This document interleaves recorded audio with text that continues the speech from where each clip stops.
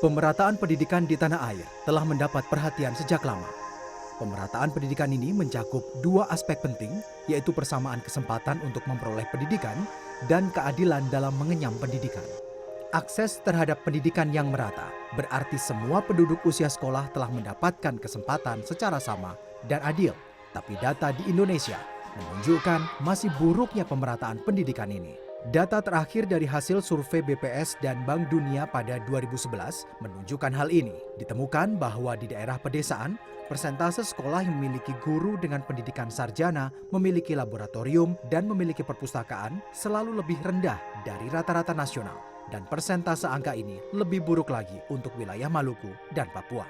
Menurut ahli pendidikan dari Lembaga Ilmu Pengetahuan Indonesia, LIPI, hal ini disebabkan karena persoalan kapasitas sumber daya tenaga pendidik serta alokasi biaya untuk sarana dan prasarana yang tidak memadai. Tak hanya itu, Undang-Undang Tata Kelola Pendidikan Menengah yang diserahkan kepada pemerintah daerah kurang dapat menyelesaikan masalah. Persoalan pendidikan itu sangat kompleks ya. Kan dulu ada program wajib belajar 9 tahun. Kemudian saat ini mulai secara resmi mulai Juni 2015 diberlakukan wajib belajar 12 tahun. Sebetulnya akan ada semacam bottleneck karena wajib belajar 9 tahun di daerah-daerah tuh masih belum tercapai. Seandainya nanti lanjut ke 12 tahun, kemungkinan akan terkendala juga. Jadi ya mungkin memang untuk daerah-daerah yang sudah berhasil tidak masalah, tetapi untuk daerah-daerah yang belum berhasil, kesenjangan akan semakin tinggi. Kementerian Pendidikan dan Kebudayaan menyatakan, pemerintah sudah mengupayakan berbagai hal agar pemerataan pendidikan berlangsung adil dan berkualitas. Di antaranya, digelar sistem sekolah terbuka serta pembangunan serat optik yang akan dimanfaatkan untuk pendidikan berbasis teknologi dan informasi. Pemerintah juga menggenjot distribusi guru di daerah pedesaan dan wilayah terpencil. Nah, sebaran guru sekarang ini Kemdikbud sudah mempunyai program akan sekitar 6.500-an guru yang akan diterjunkan, guru yang berkualitas ini. Nah, itu akan didistribusikan ke daerah-daerah pinggiran itu, yaitu 3T, yaitu daerah terluar, terluar, terdepan, sama tertinggal. Gak gampang mengirim guru yang berkualitas ke daerah, karena mereka tidak hanya sekedar ngajar, bukan hanya dilatih sebagai pengajar saja, tetapi dilatih pada hal-hal kondisi tertentu. Salah satu caranya, pemerintah meningkatkan gaji guru di pelosok, sehingga lebih tinggi dibandingkan dengan guru yang ditempatkan di kota. Hal ini diharapkan bisa mengurangi kesenjangan pendidikan. Arman Helmi, Jakarta.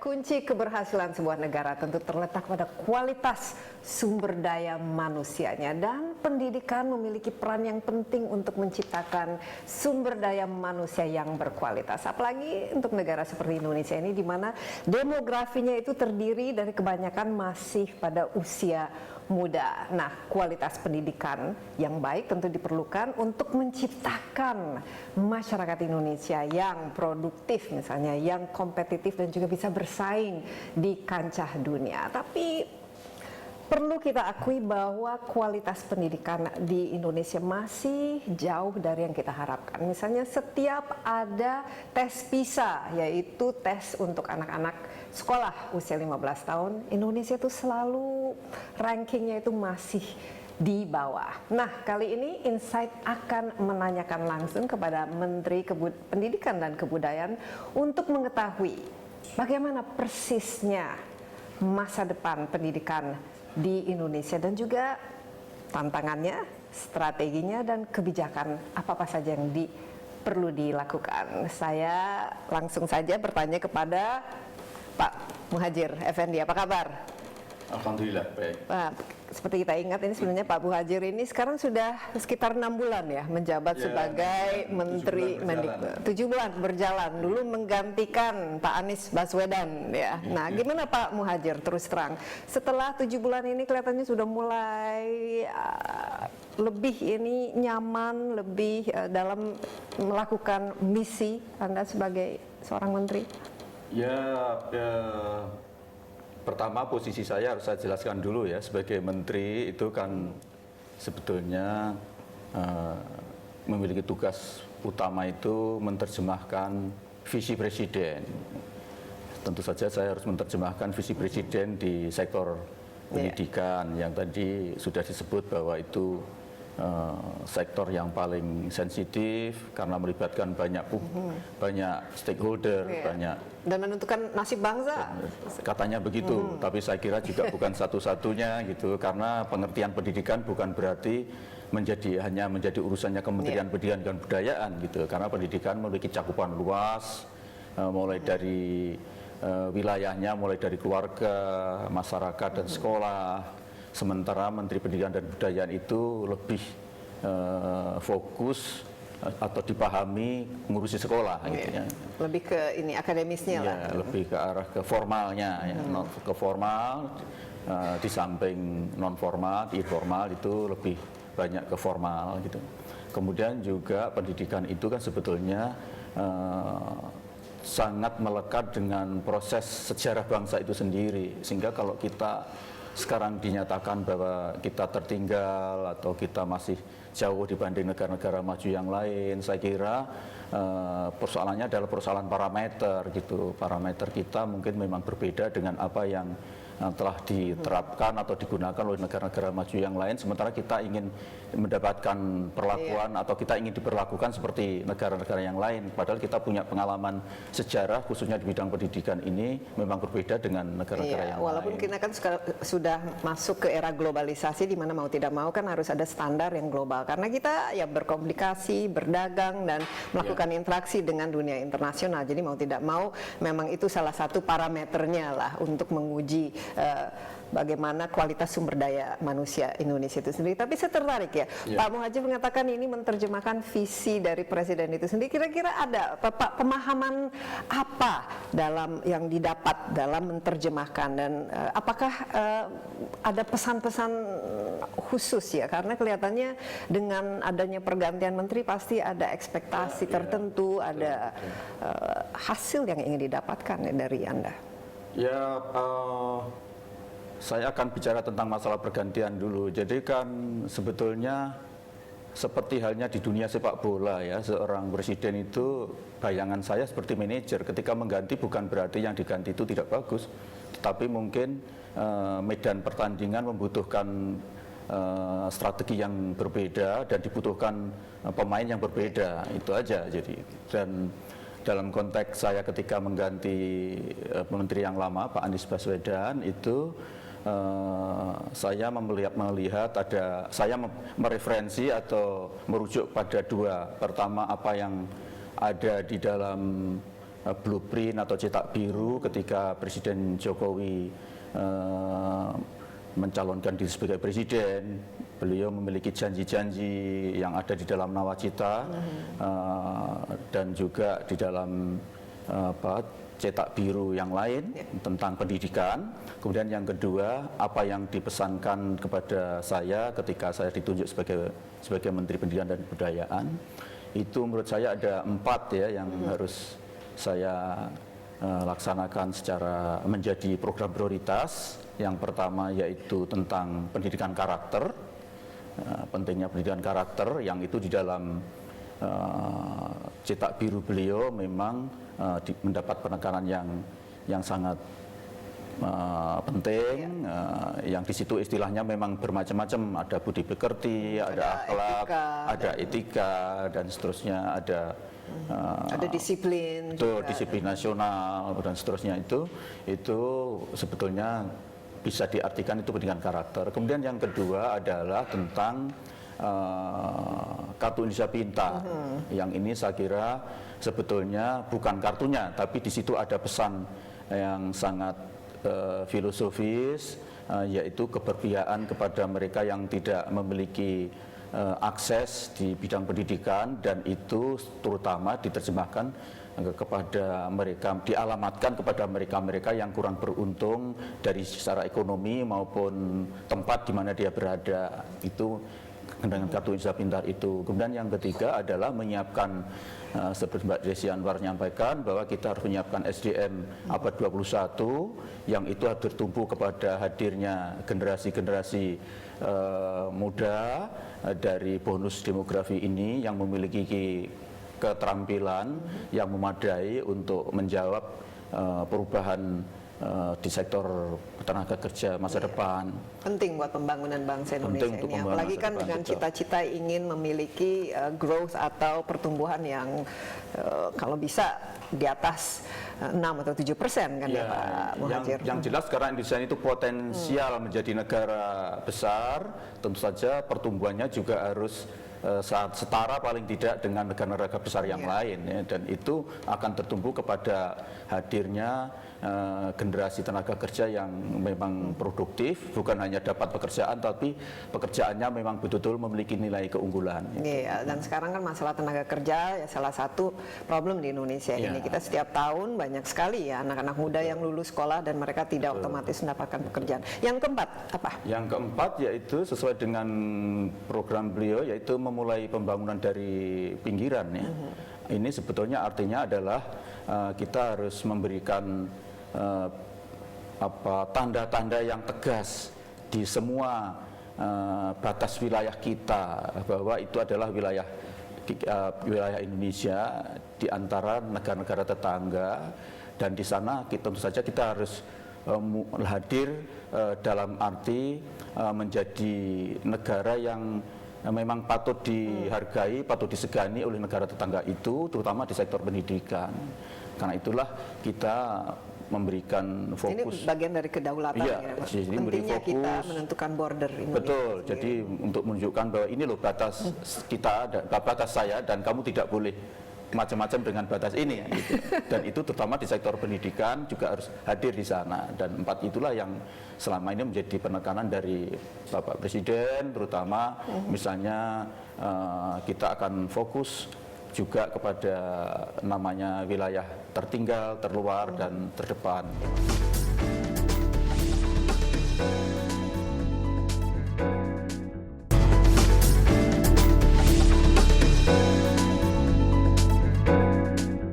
Pak Muhadjir, selama 7 bulan ini bagaimana? Ini kan banyak sekali yang harus diterjemahkan dan akhirnya diimplementasi. Apa saja dari 4 poin itu yang paling tidak sudah mulai dilakukan atau dilaksanakan, dan bagaimana Presiden sendiri melakukan monitoring? Pak Menteri, ini bagaimana ini? Poin ini sudah sejauh mana? Berapa persen dari kartu pintar misalnya sudah diterbitkan itu? Ya, benar, beliau waktu pertama meminta supaya saya mempercepat distribusi dan penyampaian kartu pintar kepada mereka yang berhak. Dan alhamdulillah sekarang per Desember kemarin itu sudah target sudah terpenuhi, bahkan melampaui target karena dari sekitar 18 juta yang harus kita capai itu justru sampai 19 juta penerima manfaat dari kartu Indonesia Pintar itu. Dan apalagi untuk sekarang ini Presiden memberi amanah kepada saya untuk memperluas pemberian kartu Indonesia Pintar itu khususnya kepada anak yatim dan penghuni panti asuhan. Dan itu kita kirakan sekitar 900.000, dan itu akan bisa bertambah karena yang orang tua meninggal kan masih setiap hari ada kan, jadi ini juga akan terus kita ikuti jumlah anak-anak yang berhak untuk menerima kartu Indonesia Pintar dari anak yatim piatu. Jadi sekarang sudah lebih dari target 18 juta, sudah masuk ke 19 juta, nanti akan ditambah lagi untuk tahun-tahun ke depan. Kira-kira total dari kartu ini berapa idealnya yang bisa diberikan? Sebetulnya itu tergantung bagaimana kita melihat lapisan lapisan masyarakat yang tidak mampu, dan itu kan juga macam-macam ya. Bisa, kalau menurut saya target ideal adalah 25% dari peserta siswa yang sekarang jumlahnya 50 juta, sekitar 50 juta siswa itu harus mendapatkan kartu Indonesia Pintar, santunan melalui kartu Indonesia Pintar itu. Dan ini juga bagian dari komitmen Indonesia untuk SDG ya, Sustainable Development Goals, di mana akses pada pendidikan itu juga bisa ditambah, dan karena ini pada akhirnya kan bisa mengurangi angka kemiskinan, dan saya lihat Pak Jokowi memang sangat concern sekali ya untuk memberantas kemiskinan. Apalagi Pak Muhadjir, 7 bulan terakhir ini yang sudah dicontreng dan kira-kira untuk tahun 2017 justru ini yang pertama di samping kartu Indonesia Pintar yaitu pendidikan karakter Nah, yang itu sejauh mana kemudian oleh teman-teman wartawan dipeleset menjadi full day itu. Iya itu. Ya, jadi saya ingat itu sebetulnya kontroversi full day itu kemasannya saja sebetulnya, karena untuk cari istilah yang lain, istilah baru nanti sulit dikenal, dan yang selama ini sudah berlaku di sekolah itu memang istilahnya full day school itu. Tapi sebetulnya kontennya atau isi dari full day school itu sebetulnya adalah pendidikan karakter. Pendidikan karakter ini yang di dalam program aksi Pak Jokowi ketika menjanjikan sebagai janji kampanye itu adalah 70% kandungan dari pendidikan dasar yaitu SD dan SMP itu 70%, 60% sampai 70% sampai 60%. Itu pendidikan karakter. Pendidikan Kalau sekarang ini atau selama ini kira-kira berapa persen, atau bahkan mungkin tidak ada yang dikhususkan untuk pendidikan karakter ini, Pak Muhadjir sendiri lihat? Kalau di dalam kurikulum yang tercetak ya, printed kurikulumnya itu sebetulnya sudah ada pesan pentingnya pendidikan karakter itu. Tapi di dalam implementasinya, jadi sebagai kurikulum yang senyatanya atau real kurikulum itu memang masih di bawah 30%. Kenapa? Karena terutama di tingkat SD itu sekolah kita secara konvensional sudah terlanjur terbiasa dengan pendekatan kelas ya. Jadi kelas guru berdiri di depan dan kemudian murid mendengarkan dan menulis apa yang dan itu tidak mungkin, dengan cara itu tidak mungkin kita bisa mengembangkan karakter anak. Karena untuk mengembangkan karakter anak itu harus dengan apa yang disebut dengan CBSA itu, metode CBSA, cara belajar siswa aktif atau student active learning itu. Jadi semacam yang kita sebut inquiry method. Jadi ada interaksi lah di mana. Discovery and inquiry method, betul. Ya, salah satu bagian dari itu. Jadi mereka bisa, dan itu sebetulnya tujuan pendidikan kita juga begitu, memberikan ruangan yang seluas-luasnya untuk anak aktivitas, bukan anak duduk di kelas kemudian guru yang aktif. Dan guru adalah sumber satu-satunya dari pengetahuan itu sendiri. Padahal kita tahu sekarang dengan sosial media, dengan Google, itu kan sumber-sumber pengetahuan itu sudah banyak didapatkan dari berbagai tempat, dan kadang-kadang juga murid akses terhadap ilmu itu mungkin lebih bagus daripada gurunya. Kalau kita bicara mengenai perjalanan kurikulum di Indonesia ini digonta-ganti, dan sekarang persisnya bagaimana sih kita dalam membangun sebuah kurikulum yang dianggap tepat, dan kenapa tidak sustainable ya? Sekarang persisnya menggunakan kurikulum apa? Sekarang ini sedang di dalam perjalanan itu menggunakan namanya kurikulum 13, tetapi sebagian juga masih menggunakan kurikulum yang sebelumnya kan? Ya. Dan memang kurikulum itu ketika diterapkan kan tidak bisa serta-merta ya. Jadi target kita memang sampai tahun 2019 itu baru pelaksanaan K13, tapi itu juga belum tuntas karena kita harus menyiapkan guru-guru kita, guru-gurunya harus paham betul dengan apa yang menjadi misi dan visi dari kurikulum 13 itu. Tetapi Mbak Desi, sebetulnya yang dimaksud kurikulum itu kan bukan yang tercetak itu. Ya. Kurikulum itu sebetulnya adalah ya guru itu sendiri. Ya. Jadi real kurikulum itu adalah guru ketika berhadapan dengan murid, dia punya tanggung jawab mengantar murid sesuai dengan kemampuannya. Itulah kurikulum gitu. Karena itu sebetulnya dan ini tidak bisa terlalu ini harus setiap sekolah harus seperti ini, gurunya harus sama, dan harus cara metode pengajarannya juga harus sama. Tidak bisa ya. Jadi memang sebetulnya kuncinya di guru gitu. Kalau saya biarlah kurikulum itu bisa berganti 1000 kali, tetapi kalau gurunya itu tetap tidak menguasai sebagai seorang guru profesional, maka ya tetap Iya. tidak akan bikin sekolah maju, bikin murid bisa menjadi seperti yang diharapkan. Iya, Pak Muhadjir tadi sudah mengatakan beberapa kali masalah dengan guru. Ya, kalau kita lihat misalnya saya pernah berkunjung ke sekolah di Finlandia. Di Ya. situ ya gurunya mereka walaupun sekolahnya SD, mereka minimal harus memiliki strata edukasi S2 misalnya, dan mereka memiliki otonomi terhadap kelasnya, apa yang mereka ajarkan dan metode pengajaran itu sendiri ya. Nah, di Indonesia ini tadi kan Pak Muhadjir mengatakan bahwa masih banyak lah istilahnya yang kita ingin perbaiki dalam guru ini. Nah, karena ada perubahan sistem ini, berarti kan gurunya juga ya perubahan mindset, tapi perubahan skill ini kan memerlukan waktu ya Pak Muhadjir. Apa-apa saja untuk mengakselerasi supaya gurunya itu bisa betul-betul menguasai profesinya sehingga mereka menjadi bagian penting dalam proses pendidikan ini. Ini bukan pertama saya mendengar Finlandia menjadi eksemplar dari pendidikannya, tapi tentu saja itu bukan contoh ideal untuk Indonesia karena dia hanya 5.400.000 orang penduduk, sekolahnya 3.400 di sana. Sementara kita punya sekolah itu 250.000 sekolah. Ya. Tapi paling tidak kan satu kelas kan berisi dari minimal 20 sampai 30 murid, istilahnya sama lah. Ya. Ada klaster-klaster otonomi yang bisa Ya, tetapi kan kita tahu di sini namanya ketimpangan sekolah akibat dari ketimpangan Sosial dan penduduk, ekonomi. ketimpangan spasial tempat itu juga memang membuat kita sulit untuk membuat peraturan yang bisa diberlakukan untuk semua di sekolah. Tetapi oke lah, tentang kaitan dengan masalah guru. Sebetulnya guru kita itu, saya termasuk orang yang optimis dengan guru Indonesia karena dengan standar yang sekarang minimum S1 itu sebetulnya lebih dari cukup.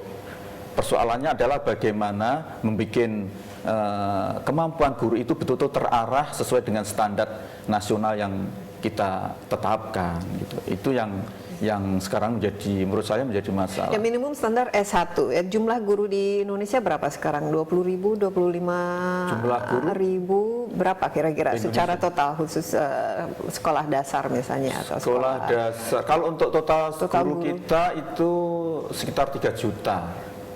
2.900.000 sekian. Ya. Nah, itu dari yang persentase yang memiliki S1 itu sudah berapa sekarang Pak Muhadjir? Sekarang sudah tinggi ya, mungkin sekitar 70% guru kita sudah S1 dengan kualifikasi yang sangat beragam memang.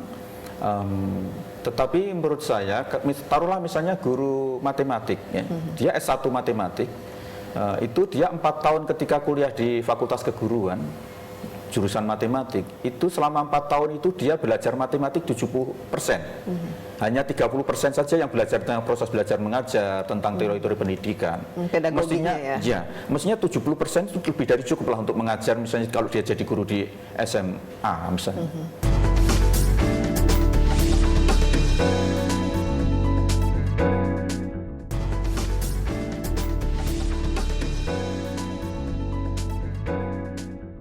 Perjalanan ke sana, karena kalau kita lihat juga mungkin ya guru kan kita ketahui mungkin dari segi apalagi di daerah itu masalah ya basicnya lah, misalnya masalah gaji, masalah status, kemudian mereka diharapkan misalnya memiliki S1, harus paham yang namanya inquiry method, belajar ilmu-ilmu yang lain. Itu bagaimana Pak Muhadjir untuk mengakselerasi ya sehingga gurunya itu merasa bahwa wah ini kok saya disuruh tambah-tambah beban lagi, tapi apa sebenarnya yang benefit ataupun yang mereka bisa dapatkan dari situ ya?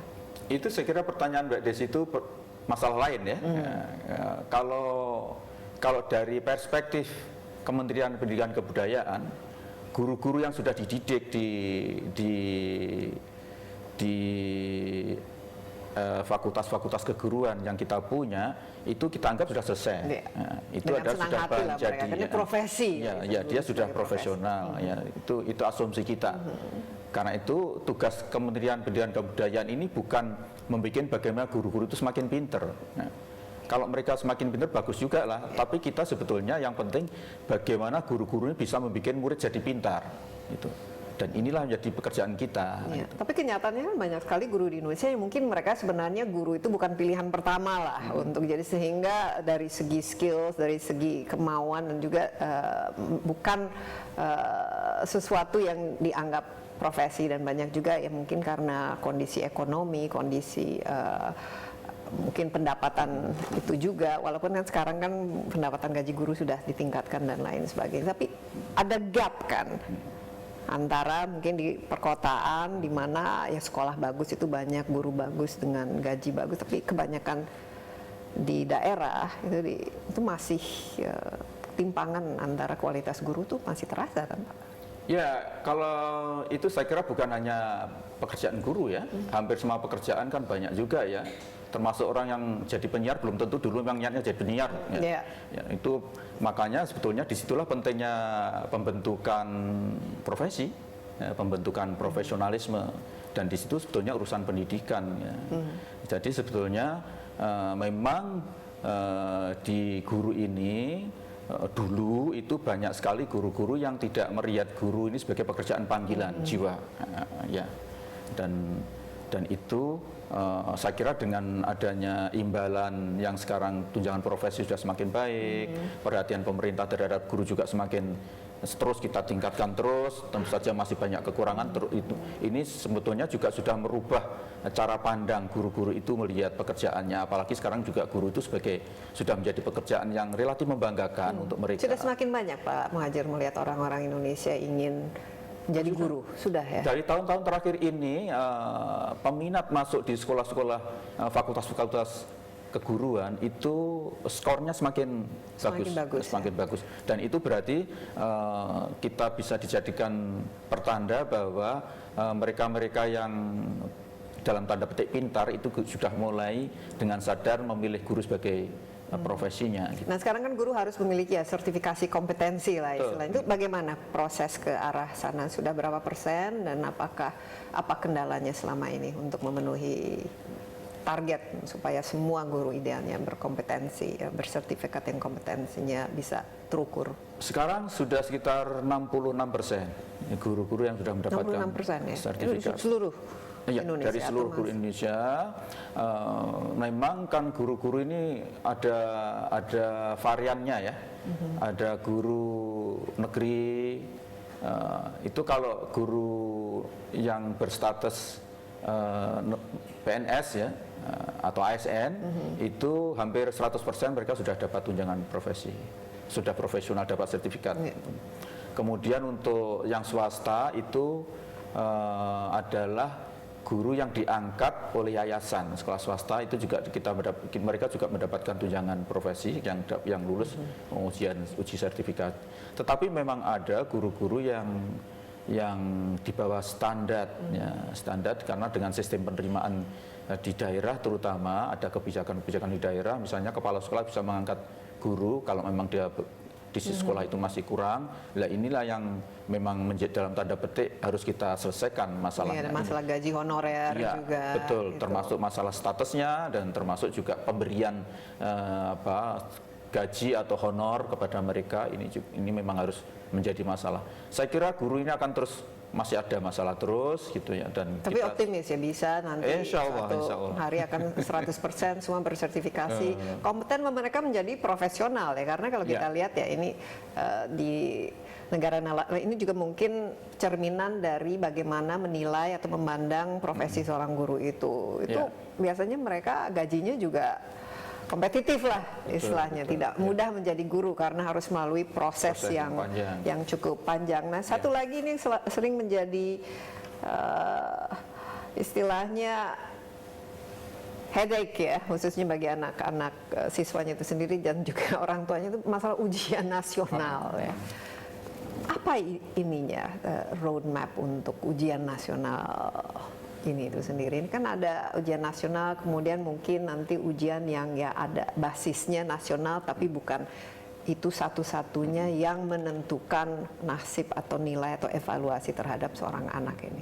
Pak Muhadjir sendiri menganggap jadi sebetulnya ide dari ujian nasional ini sudah lama, ini sudah sejak tahun 1970-an ya, sudah mulai diintrodusir tentang ujian nasional ini dengan berbagai macam perubahan nama, istilah dan sistem itu. Sebetulnya inti atau semangat dari ujian nasional itu adalah untuk mengetahui seberapa jauh standar-standar nasional itu telah tercapai. Nah, standar ini kan bukan saja kompetensi seorang anak, tapi kan sekolah itu sendiri, ada 8 standar, dan ada 8 standar yang sudah ditetapkan itu ada. Tadi itu termasuk standar isi, standar proses, standar sarana prasarana, yang standar minimum pelayanan, kemudian standar guru dan seterusnya ada itu memang. Dan itu yang sebetulnya ingin dipetakan seperti apa gitu. Jadi sebetulnya kalau kemudian siswa itu yang menjadi subjek dalam ujian itu bukan harus, itu soal pilihan. Termasuk juga misalnya tidak harus anak-anak kelas 3 akhir ya yang sasaran, bisa saja kelas 2 kayak bisa misalnya, kan tidak harus 15 tahun ya, biasanya. betul. Hanya memang kemudian ada wacana atau ada keinginan agar hasil daripada ujian nasional itu ikut menentukan kelulusan. Nah, ini yang kemudian memang menjadi saya tidak bilang menjadi masalah ya, tetapi ada urusannya lain gitu ketika ujian nasional ini kemudian menjadi ikut menentukan lulus tidaknya siswa. Ada yang berpandangan misalnya ketika ujian nasional itu menentukan kelulusan siswa, itu berarti hak-hak guru yang dijamin oleh undang-undang, yaitu mulai merencanakan, melaksanakan sampai mengevaluasi, menentukan lulus tidaknya seorang siswa, itu terampas dengan kebijakan itu. Karena ketika guru merencanakan, melaksanakan, kok yang menentukan lulus kok negara gitu ya. Ini misalnya begitu. Oke lah, kalau saya tidak persoalkan itu. Dan yang paling terakhir, ujian nasional itu kan tidak menentukan kelulusan lagi, hanya untuk pemetaan. Dan ketika saya ditunjuk menjadi menteri, kemudian saya minta Kabalitbang, Badan Penelitian dan Pengembangan Kemendikbud, untuk melihat petanya seperti apa. Paling nggak 3 tahun terakhir, itu ternyata selama 3 tahun terakhir itu kualitas pendidikan di Indonesia itu tidak berubah. Tidak berubah sama sekali? Tidak ada perubahan yang cukup signifikan, karena yang dari kelulusan itu yang menulis standar itu hanya standar kelulusan dari pemetaan itu hanya 30%. 70% adalah tidak memenuhi standar dari kelulusan. Dan yang terutama itu adalah ada ranknya ada 4 ya, mulai dari sangat baik, kemudian baik, kemudian cukup, kemudian kurang, dan yang terakhir tidak bisa diidentifikasi. Dan 70 yang sebagian besar itu adalah tidak bisa diidentifikasi, dan itu sangat konsisten gitu. Karena itu kalau memang tugas ujian nasional itu untuk memetakan, ya saya anggap sudah cukup. Kita sudah tahu petanya dan kita harus membenahi secara radikal, besar-besaran untuk segera standar ini terangkat.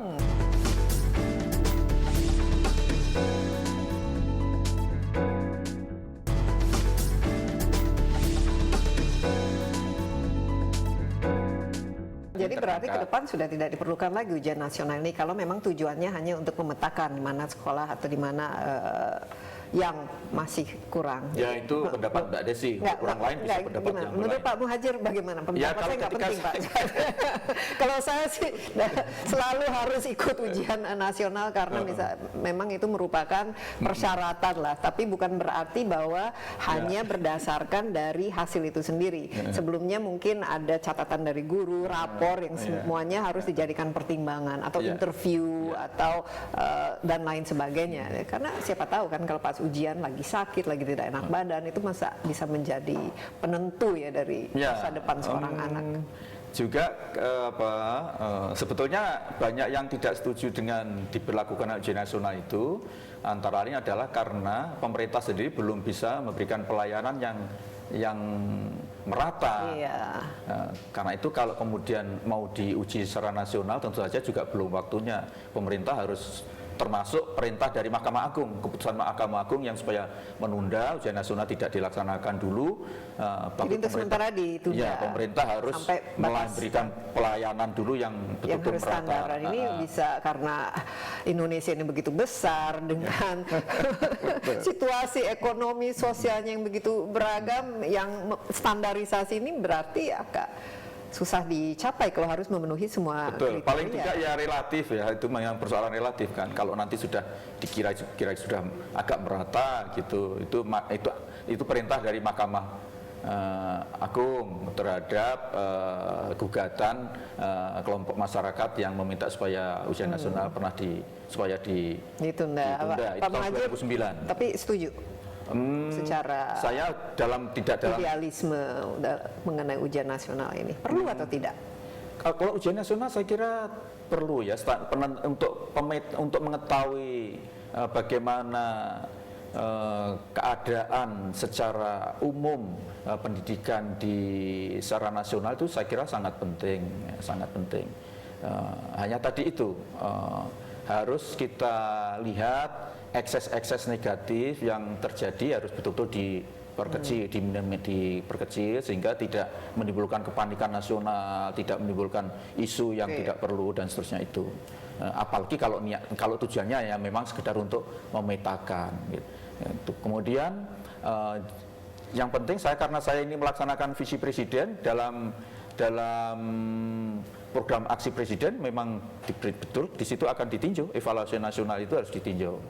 Nah, kita lihat ini mengenai dari pelaksanakan kebijakan itu sendiri dan pendidikan itu memiliki 20% ya dari anggaran. Sehingga cukup besar ya sebenarnya. Nah, apa yang bisa dilakukan supaya penggunaan ya budget ini ya tidak hanya untuk ya setelah 3 tahun ternyata standarnya masih itu saja, tapi tidak digunakan untuk hal-hal yang rutin, spending dan lain sebagainya, tapi khusus fokus sehingga penerjemahan dari visi itu bisa terlaksanakan dengan baik. 70% misalnya dari etika dan karakter building itu. Jadi pendidikan, kualitas dari pendidikannya itu betul-betul ya, sebelum itu Mbak Desi, saya ingin agak lanjutkan tadi argumen saya.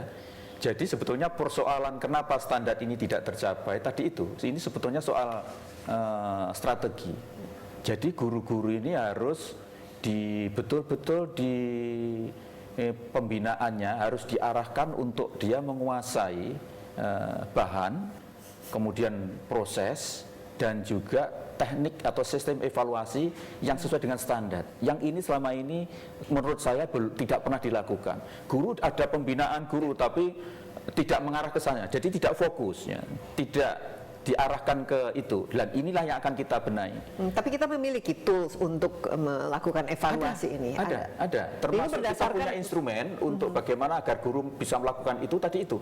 Kita punya jaringan organisasi secara dari atas ke bawah itu yang disebut dengan MGMP itu, musyawarah guru mata pelajaran. Jadi kalau mereka ini nanti kita pelatihan kita terus kita lakukan secara intens setahun penuh selama dia menjadi guru, itu nanti pasti dia akan menguasai dalam waktu yang tidak lama standar-standar yang kita tetapkan. Tapi kelihatannya ini tantangan yang cukup berat ya Pak Muhadjir, karena harus ada perubahan dari mindset dan dari dan harus mengcover 3 juta guru ya. Ini memang tidak mudah, saya tahu itu, tapi harus kita lakukan karena tidak ada pilihan lain. 3 juta guru ya. Iya. Idealnya kita memiliki berapa jumlah kita guru sebetulnya kalau dari segi jumlah guru sudah lebih dari cukup, karena rasio guru kita itu sekitar 1:17 ya sebetulnya. Tapi tadi itu memang terlalu banyak guru yang statusnya tidak jelas itu. Masih ada guru-guru yang rekrutmennya mungkin jauh dari standar dan seterusnya itu. Sebetulnya kalau dari segi rasio sudah cukup. Cuma dari segi kualitas ya. Kualitas, tadi itu pemahaman terhadap standar ini yang tidak, yang belum nyambung ya. Jadi antara yang membuat standar di tingkat nasional, saya harus mengkritik lembaga kami sendiri. Di sana kita ada Badan Penelitian dan Pengembangan dan ada Badan Standar Nasional Pendidikan (BSNP), yang ini badan independen yang menyusun standar-standar. Apa yang dilakukan ini tidak nyambung dengan apa yang dilakukan oleh guru-guru di lapangan. Nah, tugas kita sebetulnya sekarang harus Bikin nyambung. nyambung. Caranya bagaimana yang paling efisien? Yang kita introdusir adalah sekarang ini sebetulnya yang kemarin salah satu alternatif seandainya ujian nasional itu tidak dilakukan, kita akan menyelenggarakan namanya ujian sekolah berstandar nasional (USBN). Yang sekarang juga kita lakukan sesuai dengan keputusan presiden, dua-duanya dilakukan. Nah, sekarang ini guru-guru dilatih untuk membuat soal-soal yang menguasai konten dan membuat soal-soal yang sesuai dengan standar nasional itu. Dengan cara apa? Jadi misalnya kisi-kisi dari Badan Standar Nasional itu sekarang saya minta untuk diturunkan ke bawah. Guru harus paham betul tentang kisi-kisi itu dan harus rinci, tidak boleh hanya global saja, hanya.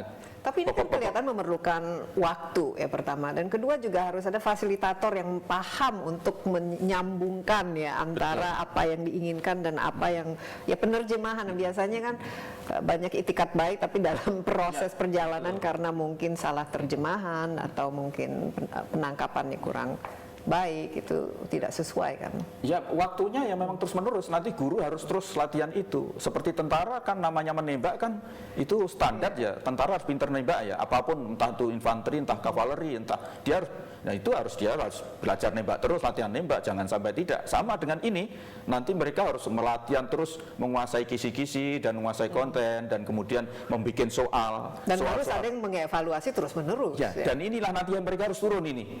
Yang mereka yang sekarang di tim di Balitbank dan BSNP harus turun ke bawah, dia harus melatih, memberikan. Nah, SDM yang di Balitbank ini semua menurut Pak Muhadjir memang betul-betul kompeten atau apakah menggunakan konsultan atau studi banding luar dan lain sebagainya? Itu kan juga harus ada pemahaman terhadap standarisasi yang sifatnya internasional. Ya, itu memang masalah tersendiri yang saya belum dalami dan belum ada. Saya sementara ini berasumsi itu sudah bagus lah gitu, sedemikian adanya lah gitu, ceteris paribus gitu. Ada idealnya lah. Sudah lah. Nanti baru setelah ini nanti kita tatap, saya akan tentu saja juga akan saya koreksi, akan cek lagi itu apakah ini betul-betul. Misalnya standar itu kan harus ada standar. Saya kebetulan agak ngerti tentara, teori militer ya. Kalau membuat senapan serbu, kita harus menetapkan kita pakai standar mana? Apakah standar timur atau standar NATO? Karena itu akan menentukan berapa diameter, berapa kaliber peluru yang dibikin. Ya sama, kita sebetulnya sekarang ini pakai kaliber mana, standar apa. Nah ini nanti akan baru, saya belum sampai ke sana. Tapi kita akan masih menggunakan standar PISA itu, Pak PISA Muhadjir. bukan standar. PISA itu ya tapi semacam ini kan random testing yang memang mencerminkan lah istilahnya dan hal-hal yang basic ya, literacy itu sendiri. Saya rasa kan kalau memang ini berhasil, seharusnya akan meningkatkan ranking Indonesia dalam hasil dari tes PISA itu kan. Itu paling tidak kan kita bisa mengacu ke situ kan. Ya, saya bukan alasan apa-apa ya, bukan alasan nasionalisme dan seterusnya. Tetapi saya memang termasuk agak spekulatif dalam kaitannya dengan lembaga-lembaga standarisasi internasional.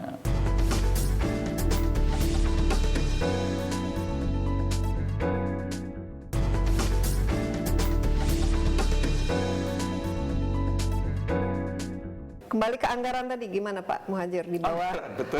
Bagaimana supaya lebih mengefisiensi dan mengefektifkan penggunaan anggaran 20% ini sehingga tidak ya ada hasilnya lah, bukan tiap tahun dicek ternyata kualitas pendidikan kita hanya itu saja. Saya pertama harus sampaikan bahwa saya sangat paham bahwa anggaran 20% itu, kalau kita bicara anggaran 20% itu semua mata diarahkan ke Kementerian Pendidikan dan Kebudayaan. Seolah-olah 20% itu adalah di Kementerian Pendidikan dan Kebudayaan. Terutama untuk orang awam, bahkan yang tidak awam pun sering begitu. Yang harus saya katakan adalah bahwa yang dimaksud 20% anggaran pendidikan itu adalah anggaran fungsi pendidikan. Yang itu menyebar, distribusinya itu menyebar di sekitar di 19 kementerian dan lembaga. Ditambah kemudian turun menjadi bagian dari dana transfer ke daerah. Sekarang tahun 2017 ini anggaran kita 20% itu totalnya adalah 416 triliun lebih. 416 triliun lebih, 20% anggaran APBN ya. APBN. Itu yang distribusinya itu ada 3 kementerian yang paling menerima anggaran terbesar. Pertama itu Kementerian Agama. Kementerian Agama itu 50 triliun lebih. Kemudian Kementerian Pendidikan dan Kebudayaan itu 39 triliun lebih. Kemudian Ristek Dikti juga sekitar 39 triliun lebih. Artinya berarti sebetulnya dana yang betul-betul dikelola Kementerian Pendidikan dan Kebudayaan itu hanya sekitar 8,6% dari total anggaran 416 triliun itu. Sedangkan hampir 65% anggaran itu turun ke daerah, menjadi transfer daerah.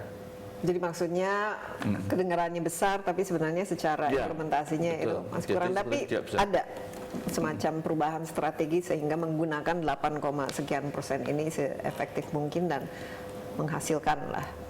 Ya, yang sekarang kita akan fokus di beberapa bagian, Mbak Desi, terutama tadi itu kita akan memperluas akses dengan anggaran itu, yaitu melalui program Kartu Indonesia Pintar. Iya. Dan itu sudah menyerap, sekarang ini sudah menyerap sekitar hampir 10 triliun. Jadi dari 39 triliun itu 10 triliun itu untuk Kartu Indonesia Pintar. Jadi kita sebetulnya punya anggaran masih sekitar 29 triliun. Kemudian juga untuk tunjangan profesi guru-guru swasta ya, yang sudah mendapatkan sertifikat itu juga diambilkan dari Kementerian Pendidikan dan Kebudayaan, itu sekitar 5 triliun. Jadi kemudian untuk gaji 18.000 pegawai yang ada di Kementerian Pendidikan dan Kebudayaan. Jadi setelah saya hitung-hitung itu dana yang masih punya elastisitas tinggi itu sekitar 16 triliun saja. Belum lagi prasarana-sarana sekolah yang harus dibangun, Betul. yang bocor. Sementara itu kita harus turun membenahi sarana prasarana. Nanti ada buku pelajaran telat juga kita, nanti bencana juga sekolah roboh karena bencana juga. Dan BOS masih berjalan dengan BOS itu masuk di dalam dana transfer ke daerah. Ya. dan itu memang digunakan semestinya. Menurut Pak Muhadjir. Karena ini rawan penyalahgunaan juga nih kan Iya, kalau ada saya transfer yang tidak bisa mengatakan apakah betul-betul sudah digunakan sebenarnya atau belum, tapi yang jelas itu memang masalah tersendiri yang harus ditangani oleh Kemendikbud, tapi Kemendikbud tidak punya tangan penuh untuk ikut mengatur apalagi mengontrol dari penggunaan dana transfer itu, dana yang dalam bentuk dana alokasi umum maupun dana alokasi khusus itu. Dan inilah problem saya kira yang ketika masalah pendidikan itu menjadi bagian dari otonomi daerah, itu ada baiknya, sangat baik kalau daerah itu memang secara sadar dan dengan sungguh-sungguh menjadikan pendidikan menjadi program utamanya. kuncinya itu sadar ya, berarti kan ada perubahan mindset itu yang diperlukan. Tapi kalau ternyata tidak, itu memang menjadi masalah. Karena sekarang ini pengertian 20% anggaran itu kalau di dalam undang-undang itu sebetulnya kan baik APBN maupun APBD. Tetapi harus diingat Mbak Desi, anggaran dari APBN ini ketika turun ke daerah itu menjadi masuk di dalam sektor penerimaan ya, sektor penerimaan, sektor pendapatan. Sehingga sebagian besar daerah kita itu sebetulnya kalau dia sudah bisa mengalokasikan 20% anggaran pendidikan, itu sebetulnya kandungannya terbanyak adalah dari transfer dari pusat ini. Pusat itu sendiri. Tapi sekarang ini Mbak Desi harus tahu bahwa belum ada satupun provinsi yang anggarannya betul-betul 20% pendidikan. Apalagi untuk kabupaten kota. Kabupaten kota itu dari 516 kabupaten kota itu yang sudah di atas 20% tidak sampai 10 kabupaten kota. Sedangkan yang 20% berdasarkan data tahun 2016. Apa yang penyebab masalah utamanya? Kenapa sulit sekali? Karena dana alokasi umum itu kan dipakai untuk macam-macam gitu ya. Betul, kan penggunaannya kan tidak ada spesifik, bercampur dengan penggunaan yang lain. Jadi sangat elastis itu. Jadi kuncinya memang Pemdanya itu sendiri kalau mereka memang betul-betul mengalokasikan 20% itu khusus untuk pendidikan. Betul, harus ada insentif sendiri mungkin untuk mendorong. Makanya, bahkan ada yang negatif. Ada 20 kabupaten kota yang negatif. Artinya berarti ada dana alokasi khusus untuk pendidikan itu dimanfaatkan untuk yang lain. Dan itu kita paham karena memang banyak terutama untuk kabupaten dan kota yang baru-baru berdiri itu tingkat pendapatan asli daerahnya kan sangat rendah. Kita tidak bisa selama itu tidak dilarang ya mereka akan melakukan. Tetapi akibatnya tentu saja pendidikan juga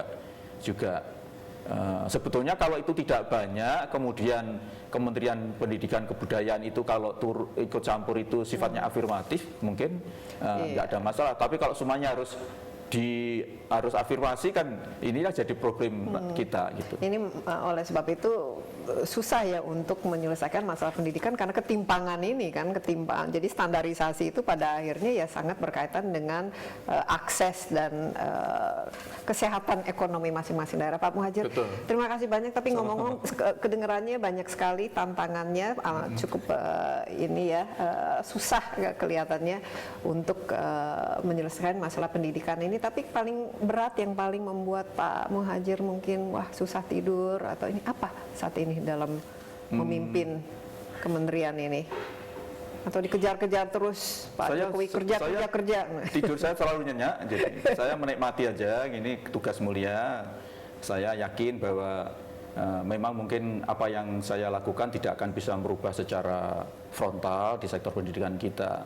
Tetapi kalau kita berangkat dari niat baik, ada ketulusan kita untuk mengabdi kepada bangsa ini, saya yakin cepat atau lambat Indonesia pasti akan, maunya saya cepat gitu ya, tapi paling tidak kita akan arahnya sudah benar lah. Jadi saya kira visi presiden betul, visi presiden bahwa pendidikan karakter yang sudah jadi wacana dan sekarang sudah menemukan formulanya, ini kalau bisa direalisasi dengan sungguh-sungguh, kemudian juga penguatan pendidikan vokasi yang itu menyiapkan tenaga kerja masa depan dalam rangka memanfaatkan bonus demografi ini, kalau ini dilaksanakan dengan konsekuen, dengan sungguh-sungguh, saya kok optimis ya kita.